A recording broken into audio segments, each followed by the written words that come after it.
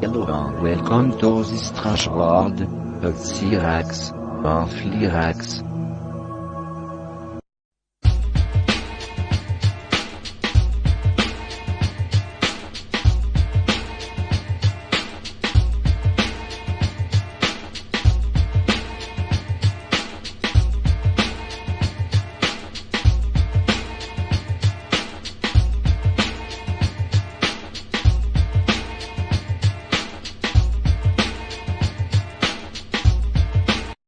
The elders in conjunction with the New Believers present, the German-Japanese, flight to Mars in 1945-46, according to the authors of the underground German documentary movie from the Thule Society, the only produced craft of the Honeybee 3 type, the 74-meter diameter naval warfare dreadnought, was chosen for the most courageous mission of this whole century, the trip to Mars.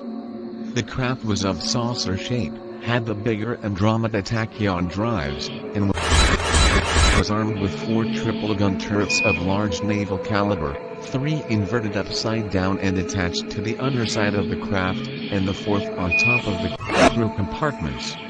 A volunteer suicide crew of Germans and Japanese was chosen, because everybody knew that this journey was a one-way.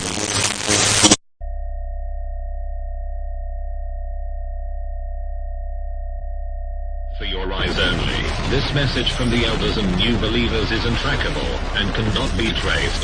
Just after NASA was tipped off about our UFO operation, a huge explosion rocked our HQ. Luckily no one was hurt, and all our data is stored on a secret encrypted external server. NASA has declined to make any comment on this issue.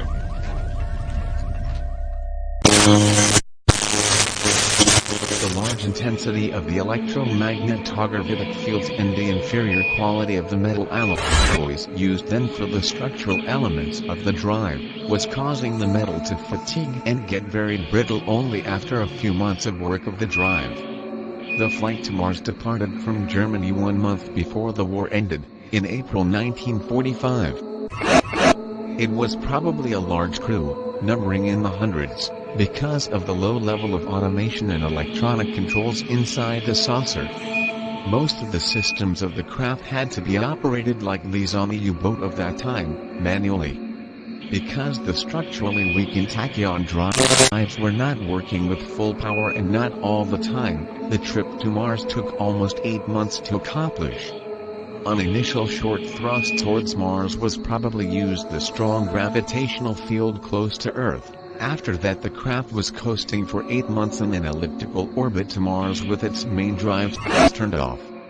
Later trips to Mars by the joint Soviet-American craft in 1952 and by the Vatican craft of the Marconi project from Argentina in 1956 reached Mars in only 2 to 3 days, because their drives were working during the whole flight, accelerating in the first half and decelerating in the second.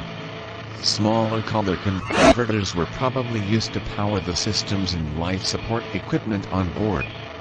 I do not have any information at the present time about any artificial gravity capability on board the craft, but that could have been easily done with the large anti-gravity drives of the ship. After a heavy, almost crashing landing, the saucer slammed to a stop, damaging irreparably its drives, but saving the crew. That happened in the middle of January 1946. The crash landing on Mars was not only due to the crippled tachyon drives of the craft, it was also due to the smaller gravitational field of Mars generating less power for the tachyon drives. And also due to the thinner atmosphere on Mars, that could not be used as effectively for air braking as the Earth's atmosphere could.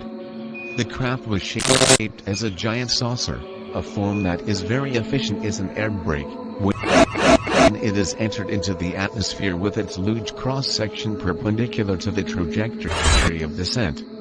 One question that I have not answered yet in the affirmative is how were the Germans able to regenerate the air inside the craft for 8 months for this big crew?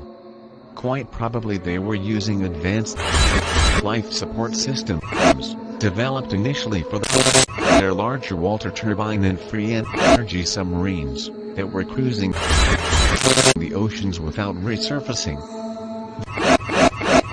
The radio message with the mixed news was received by the German Underground Space Control Center in Neuschwanstein and by their research base on the